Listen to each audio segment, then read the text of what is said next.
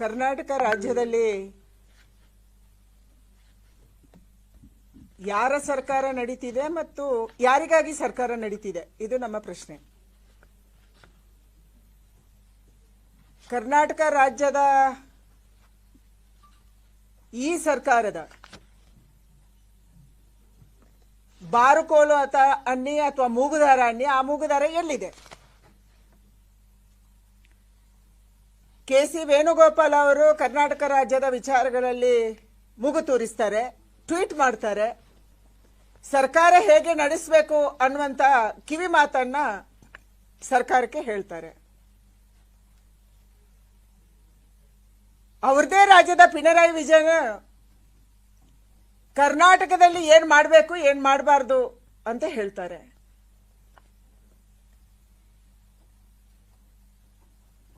ಕರ್ನಾಟಕ ರಾಜ್ಯ ಸರ್ಕಾರ ಹೇಗೆ ನಡೆಸಬೇಕು ಅನ್ನುವಂತ ನಿರ್ದೇಶ ಕೊಡುವವರು ಯಾರು? ಮುಖ್ಯಮಂತ್ರಿ ಸಿದ್ದರಾಮಯ್ಯನವರಿಗೆ ಮತ್ತು ಡಿ.ಕೆ. ಶಿವಕುಮಾರ್ ಅವರಿಗೆ, ಅವರ ಮಂತ್ರಿಮಂಡಲಕ್ಕೆ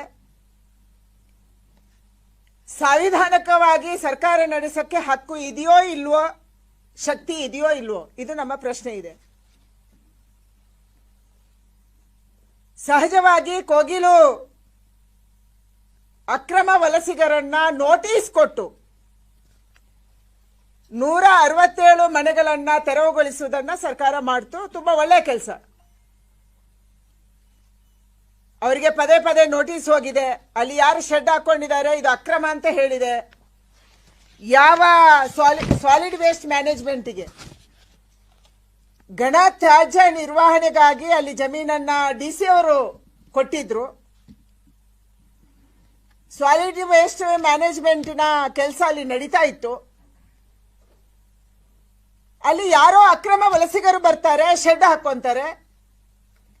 ಆ ಶೆಡ್ ಅನ್ನ ಕಾನೂನುಬದ್ಧವಾಗಿ ತೆರವುಗೊಳಿಸುವುದನ್ನ ಸರ್ಕಾರ ಮಾಡ್ತು. ಆದ್ರೆ ಇದನ್ನ ಕೆ.ಸಿ. ವೇಣುಗೋಪಾಲ್ ಪ್ರಶ್ನೆ ಮಾಡ್ತಾರೆ, ಸೂಚನೆ ಕೊಡ್ತಾರೆ. ಇದನ್ನ ಪಿಣರಾಯಿ ವಿಜಯನ್ ಪ್ರಶ್ನೆ ಮಾಡ್ತಾರೆ, ಒತ್ತಡ ತರ್ತಾರೆ. ಅಂದ್ರೆ ಕೇರಳದ ಚುನಾವಣೆಯ ಕಾವು ಕರ್ನಾಟಕದಲ್ಲಿ ಏನ್ ಕೆಲಸ ಮಾಡ್ತಾ ಇದೆ? ಒಂದು ಕಡೆ UDF ಅವರು, ಇನ್ನೊಂದು ಕಡೆ LDF ಅವರು. ಕರ್ನಾಟಕದಲ್ಲಿ ಹೇಗೆ ಸರ್ಕಾರ ನಡೆಸಬೇಕು, ಹೇಗೆ ಅಕ್ರಮ ವಲಸಿಗರನ್ನ ಆಚೆ ಹಾಕ್ಬೇಕೋ ಬೇಡವೋ, ಇದನ್ನ UDF ಮತ್ತು LDF ನಿರ್ಧಾರ ಮಾಡ್ತಾ ಇದೆ. ಇದು ಇಂಡಿಯಾ ಅಲಯನ್ಸ್. ನಾನು ಸಿದ್ದರಾಮಯ್ಯನವರ ಸರ್ಕಾರಕ್ಕೆ ಪ್ರಶ್ನೆ ಮಾಡ್ತಾ ಇರುವಂತದ್ದು, ಈ ವಲಸಿಗರು ಯಾರು? ಮೊನ್ನೆ ನೀವು 167 ಮನೆಗಳನ್ನ ತೆರವುಗೊಳಿಸಿದವರು ಯಾರು? ನಾನು ಹೆಬ್ಬಾಳದ ಅಮ್ಮಿನಕೆರೆ ಗ್ರಾಮಕ್ಕೆ ಹೋಗಿದ್ದೆ ಹಿಂದೆ, ನೀವೆಲ್ಲರೂ ಕೂಡ ಬಂದಿದ್ರಿ. ಅಲ್ಲಿ ಯಾರಿದ್ರು? ಅವರೆಲ್ಲರ ಆಧಾರ್ ಕಾರ್ಡು ಮತ್ತು ವೋಟರ್ ID ಚೆಕ್ ಮಾಡಿದಾಗ ಅವರೆಲ್ಲರೂ ಕೂಡ ವೆಸ್ಟ್ ಬೆಂಗಾಲಿಂದ, ಪಶ್ಚಿಮ ಬಂಗಾಳದಿಂದ ಬಂದವರು. ಅಲ್ಲಿ ಕೂಡ ಕರೆಕ್ಟ್ ಅಡ್ರೆಸ್ ಇಲ್ಲ. ಬೆಂಗಳೂರಿನ ಕಮಿಷನರ್ಗೆ, ಪೊಲೀಸ್ ಕಮಿಷನರ್ಗೆ ನಾನು ಪತ್ರ ಬರೆದೆ. ಈ ಅಮ್ಮಿನಕೆರೆಯಲ್ಲಿ, ಹೆಬ್ಬಾಳದ ಅಮ್ಮಿನಕೆರೆಯಲ್ಲಿ ವಾಸ ಮಾಡುವವರು ಯಾರು? ಇವರಿಗೆ ಕರೆಕ್ಟ್ ಆದ ಅಡ್ರೆಸ್ ಇಲ್ಲ. ಅಕ್ರಮ ಚಟುವಟಿಕೆಗಳನ್ನು ಇಲ್ಲಿ ಮಾಡ್ತಾರೆ. ಇಷ್ಟೊಂದು ದೊಡ್ಡ ಪ್ರಮಾಣದಲ್ಲಿ ಕಸವನ್ನ ರಾಶಿ ಹಾಕೊಂಡಿದ್ದಾರೆ. ಅಕ್ಕಪಕ್ಕದ ಊರಿನವರಿಗೆ ಅದು ಆರೋಗ್ಯಕ್ಕೆ ಸಮಸ್ಯೆ ಆಗುವ ರೀತಿಯಲ್ಲಿ ಅಲ್ಲಿ ಸುಡ್ತಾ ಇದ್ದಾರೆ ವೈರ್ಗಳನ್ನ, ಕೇಬಲ್ಗಳನ್ನ. ಇದರ ಬಗ್ಗೆ ಕ್ರಮ ಕೈಗೊಳ್ಳಿ ಅನ್ನುವಂಥದ್ದನ್ನು ನಾನು ಹೇಳಿದ್ದೆ. ಅದೇ ರೀತಿಯ ಅಕ್ರಮ ವಲಸಿಗರು ಇವತ್ತು ಕೋಗಿಲಲ್ಲಿ ಮನೆಯನ್ನ, ಶೆಡ್ ಅನ್ನ ತೆರವುಗೊಳಿಸಿರುವಂಥದ್ದು. ಬೆಂಗಳೂರಿನ ವಾಸಿಂ ಬಡಾವಣೆ, ಬೆಂಗಳೂರಿನ ಫಕೀರ್ ಬಡಾವಣೆ, ಇಲ್ಲಿ ಯಾರಿದ್ದಾರೆ?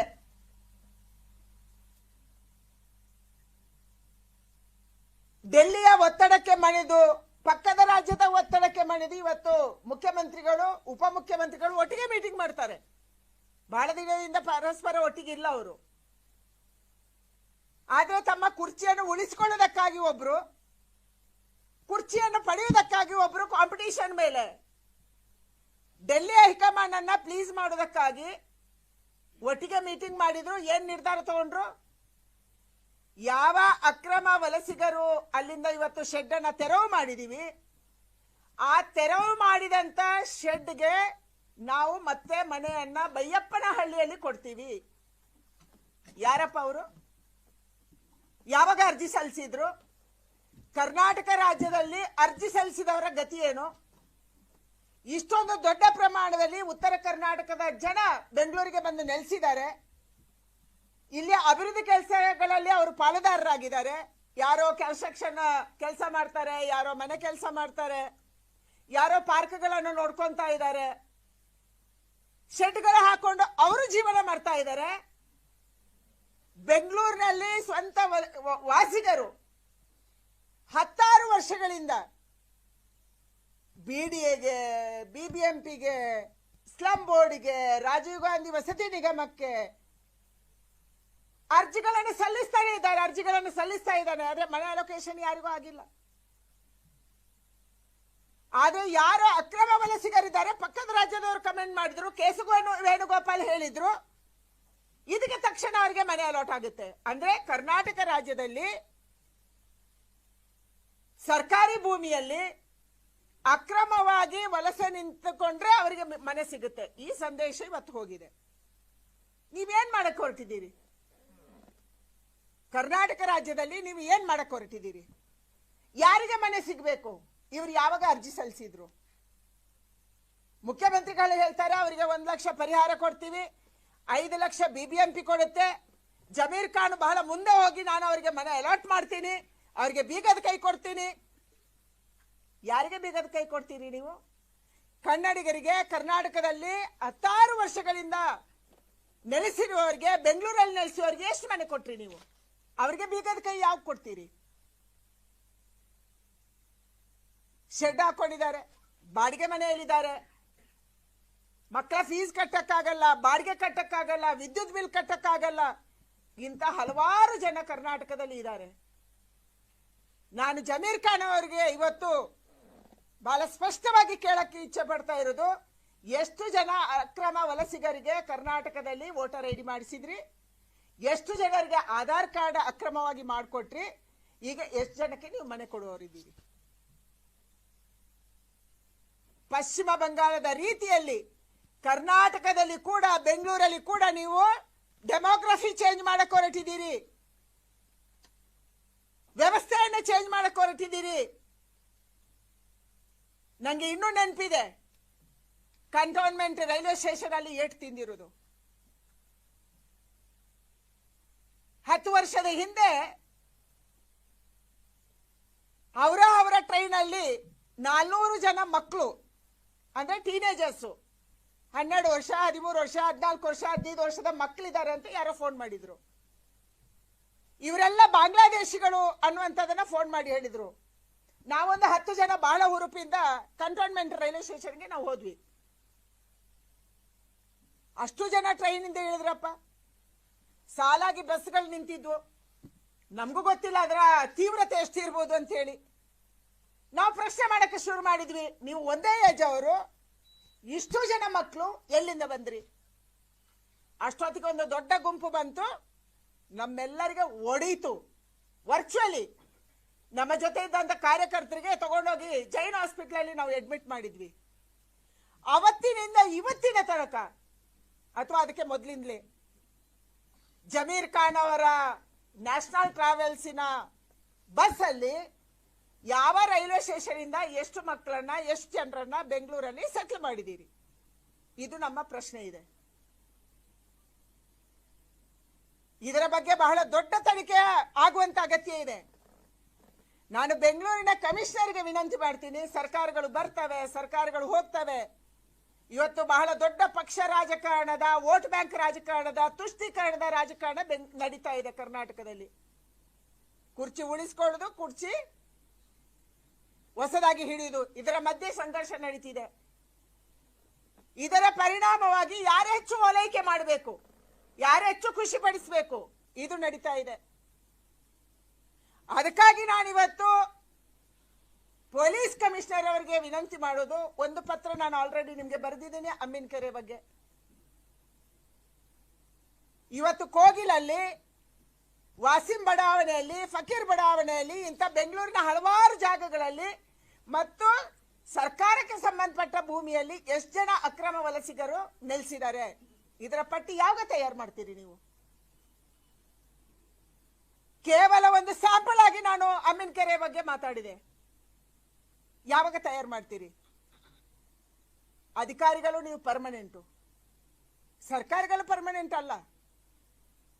ಅವರಿವತ್ತು ಓಲೈಕೆ ರಾಜಕಾರಣ, ತುಷ್ಟೀಕರಣದ ರಾಜಕಾರಣಕ್ಕಾಗಿ ಇದೆಲ್ಲವನ್ನು ಮಾಡಬಹುದು. ಆದ್ರೆ ಕರ್ನಾಟಕ, ಬೆಂಗಳೂರು ಇಂಥ ಅಕ್ರಮ ವಲಸಿಗರಿಗೆ, ರೋಹಿಂಗ್ಯಗಳಿಗೆ ನೀವು ಸರ್ಕಾರಿ ಮನೆ ಕೊಟ್ಟುಬಿಟ್ರೆ ಏನಾಗ್ಬೋದು ಬರುವಂತ ದಿನಗಳಲ್ಲಿ? ನಮ್ಮ ಪ್ರಧಾನಿ, ನಮ್ಮ ಗೃಹ ಸಚಿವರು ಹೇಳ್ತಾರೆ ಅಕ್ರಮ ವಲಸಿಗರನ್ನ ಚುಣ್ಚುಣ್ಕೆ ಬಗಾದಂಗೆ. ಯಾವಾಗ? ಕರ್ನಾಟಕದಂತ ಸರ್ಕಾರ ನಮ್ಗೆ ಸಹಕಾರ ಕೊಟ್ಟಿಲ್ಲ, ಪೊಲೀಸರು ಸಹಕಾರ ಕೊಟ್ಟಿಲ್ಲ ಅಂದ್ರೆ ಇವರನ್ನ ಪತ್ತೆ ಮಾಡೋದು ಹೇಗೆ? ನೀವೇ ಅವರಿಗೆ ಸರ್ಟಿಫಿಕೇಟ್ ಕೊಡ್ತಾ ಇದ್ದೀರಿ, ಮನೆ ಕೊಡ್ತಾ ಇದ್ದೀರಿ, ಅವರನ್ನ ಪರ್ಮನೆಂಟ್ ಮಾಡ್ತಾ ಇದ್ದೀರಿ. ಇಲ್ಲಿ ಇವರ ವೋಟರ್ ಐಡಿಯನ್ನ, ಇವರ ಆಧಾರ್ ಕಾರ್ಡ್ ಅನ್ನ ತಕ್ಷಣ ವಶಪಡಿಸ್ಕೋಬೇಕು. ಆಯಾ ಜಿಲ್ಲೆಗಳಲ್ಲಿ ಯಾವುದೋ ಒಂದು ಜಿಲ್ಲೆ ಹೆಸರು ಹೇಳ್ತಾರೆ, ಎಲ್ಲರೂ ಒಂದೇ ಜಿಲ್ಲೆಯವರು. ನಾನು ಅಮ್ಮಿನಕೆರೆಗೆ ಹೋದಾಗ ನಮ್ಗೆ ಗೊತ್ತಾಗಿರೋದು ಕೇವಲ ಒಂದೇ ಜಿಲ್ಲೆಯವರು ಅವರೆಲ್ಲರೂ. ಅಂದ್ರೆ ಆ ಜಿಲ್ಲೆಯಲ್ಲಿ ಏನ್ ನಡೀತಿದೆ ನಮ್ಗೆ ಗೊತ್ತಿಲ್ಲ. ಪಶ್ಚಿಮ ಬಂಗಾಳದ ಒಂದು ಜಿಲ್ಲೆಯ ಹೆಸರು ಅವರು ಹೇಳ್ತಾರೆ. ಅದರಲ್ಲಿ ಕಾರ್ಡಲ್ಲಿ ಕೂಡ ಎಲ್ಲರದು ಒಂದೇ ಜಿಲ್ಲೆಯವರ ಹೆಸರಿದೆ, ಒಂದೇ ಜಿಲ್ಲೆ ನಮೂದಾಗಿದೆ. ಆ ಜಿಲ್ಲೆಯಲ್ಲಿ ಏನ್ ನಡೀತಿದೆ ಅಲ್ಲಿಗೆ ನೀವು ಹೋಗ್ಬೋದಲ್ಲ. ನಮ್ಮ ಕರ್ನಾಟಕದ ಪೊಲೀಸರು ಸಂಬಂಧಪಟ್ಟ ಆಧಾರ್ ಕಾರ್ಡ್ ಅನ್ನ ವಶಪಡಿಸಿಕೊಂಡು ಆ ಸಂಬಂಧಪಟ್ಟಂತ ಜಿಲ್ಲೆಗೆ ಹೋಗ್ಬೇಕು. ಅಲ್ಲಿಯ ಪೊಲೀಸರು ಹಿಡ್ಕೊಂಡು ಅವರ ರಿಲೇಟಿವ್ಸ್ ಯಾರು, ಅವರು ನಿಜವಾಗ್ಲೂ ಪಶ್ಚಿಮ ಬಂಗಾಳದವರ, ಅಥವಾ ಅವರು ಪಶ್ಚಿಮ ಬಂಗಾಳದ ಹೆಸರಲ್ಲಿ ಅಲ್ಲೇಗೆ ಡೆಮೋಗ್ರಫಿ ಚೇಂಜ್ ಮಾಡಿದಾರಲ್ಲ. ಅಲ್ಲಿ ಹಲವಾರು ಜಿಲ್ಲೆಗಳಲ್ಲಿ ಇವತ್ತು ಡೆಮೋಗ್ರಫಿ ಚೇಂಜ್ ಆಗಿದೆ. ಅದೇ ತರ ಕರ್ನಾಟಕದಲ್ಲಿ ಕೂಡ ಮಾಡೋದಕ್ಕೆ ಏನಾದ್ರೂ ಷಡ್ಯಂತ್ರ ನಡೀತಿದೆಯಾ? ಇದನ್ನು ಯಾರು ಪತ್ತೆ ಮಾಡಬೇಕು? ಕರ್ನಾಟಕದ ಪೊಲೀಸರು ಮಾಡಬೇಕು. ದಯಮಾಡಿ ದೇಶದ ಹಿತದೃಷ್ಟಿಯಿಂದ, ದೇಶದ ರಕ್ಷಣೆ ದೃಷ್ಟಿಯಿಂದ ಇವತ್ತು ಕರ್ನಾಟಕದ ಪೊಲೀಸರು ಇದನ್ನು ಮಾಡುವಂತ ಅಗತ್ಯ ಇದೆ. ನಿಮ್ಮ ಕೈಯನ್ನ ಕಟ್ಟಿ ಹಾಕುವಂತ ಕೆಲಸ ಕಾಂಗ್ರೆಸ್ ಮಾಡಿರ್ಬೋದು, ಆದ್ರೆ ದಯಮಾಡಿ ನಾನು ವಿನಂತಿ ಮಾಡ್ತೀನಿ, ಇದನ್ನು ಹೀಗೇನೆ ಬಿಡಬೇಡಿ. ಹೇಗೆ ಪಶ್ಚಿಮ ಬಂಗಾಳದಲ್ಲಿ ಡೆಮೋಗ್ರಫಿ ಚೇಂಜ್ ಆಗಿ ಇವತ್ತು ಇಷ್ಟೊಂದು ರಾದ್ಧಾಂತಗಳು, ಕೊಲೆಗಳು, ಸುಲಿಗೆಗಳು, ಹೆಣ್ಮಕ್ಳ ಮೇಲೆ ಅತ್ಯಾಚಾರ ನಡೀತಿದೆಯೋ, ಕರ್ನಾಟಕವನ್ನ ಆ ರೀತಿ ಮಾಡೋದಕ್ಕೆ ದಯಮಾಡಿ ನೀವು ಬಿಡಬೇಡಿ. ರಾಜಕಾರಣ ಇರುತ್ತೆ, ರಾಜಕಾರಣ ಹೋಗುತ್ತೆ, ಸರ್ಕಾರ ಬರುತ್ತೆ, ಸರ್ಕಾರ ಹೋಗುತ್ತೆ, ಪಕ್ಷ ಬರುತ್ತೆ, ಪಕ್ಷ ಹೋಗುತ್ತೆ. ಆದ್ರೆ ಈ ದೇಶ ಉಳಿಬೇಕು, ದೇಶದ ರಕ್ಷಣೆ ಆಗ್ಬೇಕು. ನಮ್ಮ ಕರ್ನಾಟಕ ಶಾಂತಿಪ್ರಿಯ ರಾಜ್ಯ. ಹಿಂದೆ ಚಿಕ್ಕಮಂಗ್ಳೂರಿನಲ್ಲಿ ಇದ್ದಾಗ ಒಂದು ಸರಿ ನಾವು ಎಸ್ಪಿಗೆ ಹೇಳಿದ್ವಿ, ಯಾರ್ಯಾರು ಕಾಫಿ ತೋಟದಲ್ಲಿ ಎಸ್ಟೇಟ್ ಅಲ್ಲಿ ಕೆಲಸ ಮಾಡ್ತಿದ್ದಾರೆ ಅವರ ಆಧಾರ್ ಕಾರ್ಡ್ ಚೆಕ್ ಮಾಡಿ ಅಂತ. 50% ಜನ ಬೆಳಗಾಗೋದ್ರೊಳಗೆ ನಾಪತ್ತೆ ಆಗಿದ್ರು. ಅಲ್ಲಿ ಅಕ್ರಮ ಗೋವನ್ನ ಕಡಿಯುವಂತ ಕೆಲಸ ಮಾಡಿದ್ರು. ಅವರನ್ನ ಪತ್ತೆ ಮಾಡಿದ ತಕ್ಷಣ ನಮ್ಗೆ ಗೊತ್ತಾಗಿರೋದು ಅವರು ನಮ್ಮ ದೇಶದವರಲ್ಲ, ಬಾಂಗ್ಲಾದೇಶಿಗಳು ಅಂತ. ಇವತ್ತಿಗೂ ಅಲ್ಲಿಯ ಪೊಲೀಸರಿಗೆ ಅದು ಗೊತ್ತಿರಬಹುದು, ಅವತ್ತಿನ ಸಂದರ್ಭದಲ್ಲಿ ನಡೆದ ಘಟನೆ. ಅದಕ್ಕಾಗಿ ನಾನು ಆಗ್ರಹ ಮಾಡ್ತೀನಿ, ಕೋಗಿಲು ಸಣ್ಣ ವಿಷಯ ಅಲ್ಲ. ಕೋಗಿಲಲ್ಲಿ ಬೈಯಪ್ಪನ ಹಳ್ಳಿಯಲ್ಲಿ ಮನೆ ಕೊಡೋದು ಯಾರಪ್ಪಂದು? ಯಾರ್ದು? ಕನ್ನಡಿಗರ ಟ್ಯಾಕ್ಸ್, ನಮ್ಮ ಟ್ಯಾಕ್ಸ್ ಇಂದು. ಕರ್ನಾಟಕದಲ್ಲಿ ಎಲ್ಲಾ ರಾಜ್ಯದ ಜನ ಇದ್ದಾರೆ, ನಾವು ಸ್ವಾಗತ ಮಾಡಿದೀವಿ. ಬಿಸ್ನೆಸ್ ಮಾಡ್ತಿದ್ದಾರೆ, ITBT ಇದ್ದಾರೆ, ಎಲ್ಲರೂ ಇದ್ದಾರೆ, ನಾವೇನು ವಿರೋಧ ಮಾಡಿಲ್ಲ.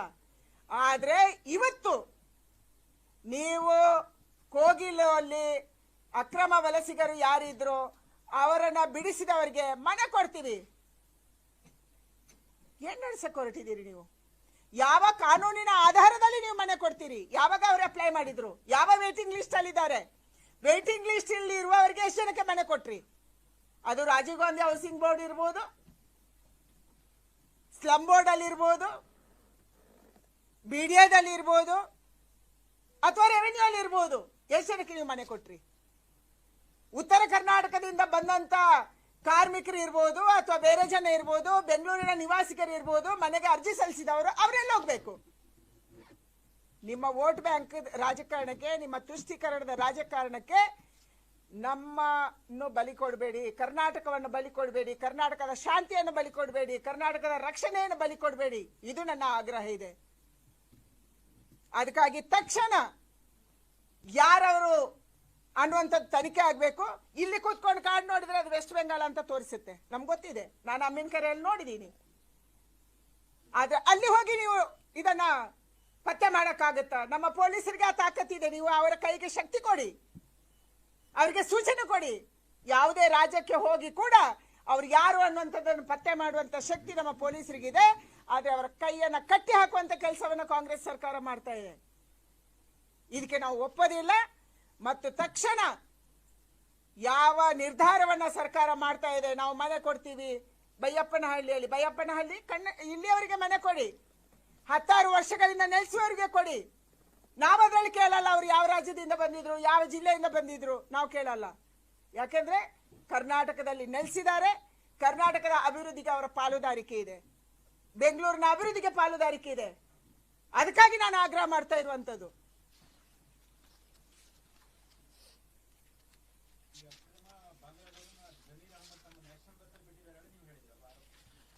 ಅವತ್ತು ನಾನು ಅಂದ್ರೆ ಲಾಂಗ್ ಬ್ಯಾಕ್ 10 ವರ್ಷದ ಹಿಂದೆ ನಾವು ಕಂಟೋನ್ಮೆಂಟ್ ಪೊಲೀಸ್ ಸ್ಟೇಷನ್ಗೆ ಹೋದಾಗ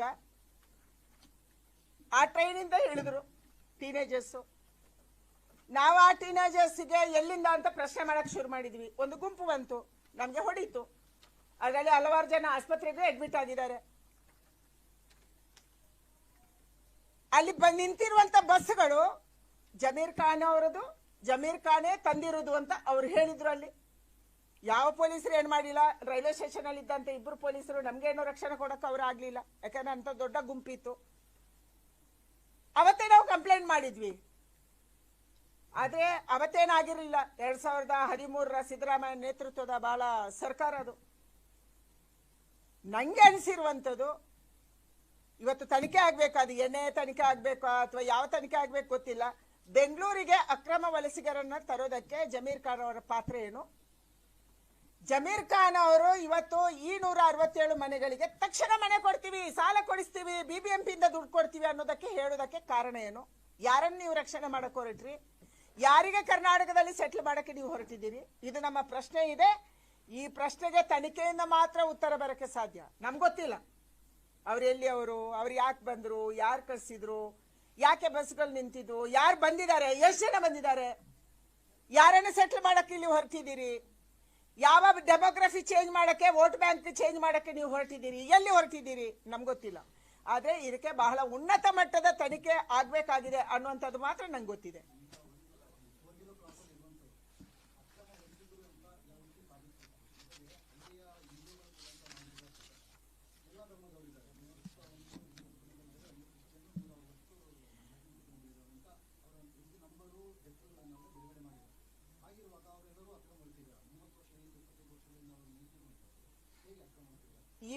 ಅವರು ಬಹಳ ಸ್ಪಷ್ಟ ಇದೆ.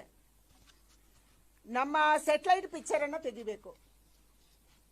ಯಾವ ಜಾಗದಲ್ಲಿ ಇವತ್ತು ಸಾಲಿಡ್ ವೇಸ್ಟ್ ಮ್ಯಾನೇಜ್ಮೆಂಟ್ಗೆ ಜಮೀನು ನಿರ್ಧಾರ ಆಗಿದೆ, ಅಲ್ಲಿ 25-30 ವರ್ಷದಿಂದ ಇರಕ್ಕೆ ಹೆಂಗ್ ಸಾಧ್ಯ?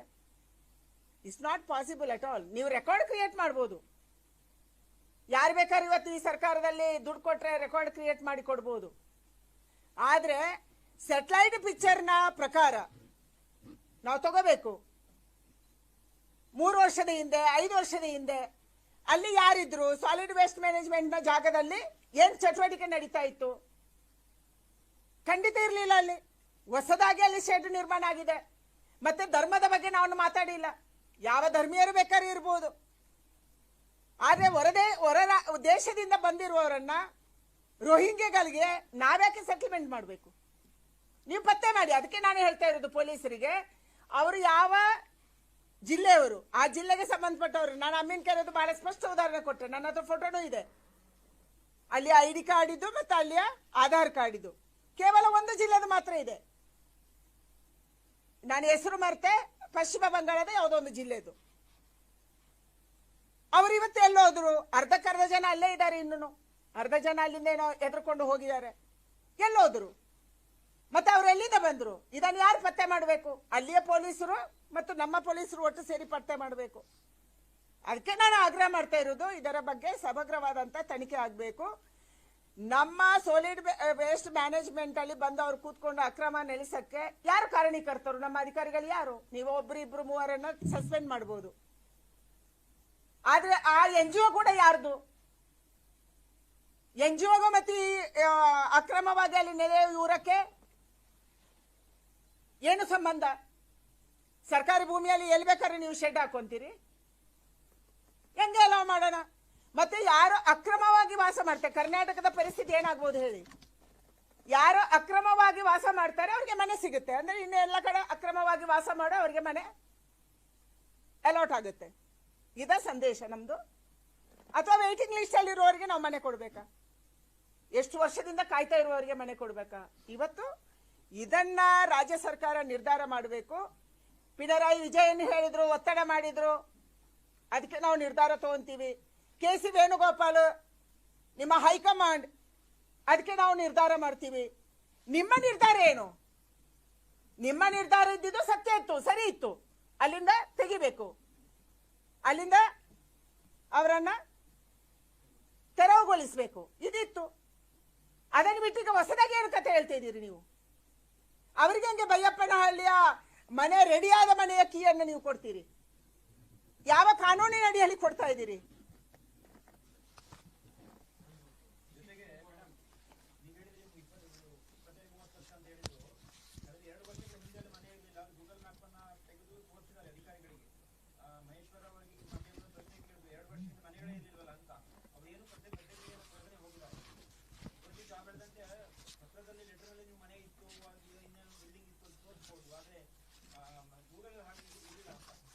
ಅಲ್ಲ, ಅದನ್ನೇ ನಾನು ಹೇಳ್ತಾ ಇದ್ದೀನಿ. ಸ್ಯಾಟಲೈಟ್ ಪಿಕ್ಚರ್ ತೆಗೆದ್ರೆ, ಗೂಗಲ್ ಪಿಕ್ಚರ್ ತೆಗೆದ್ರೆ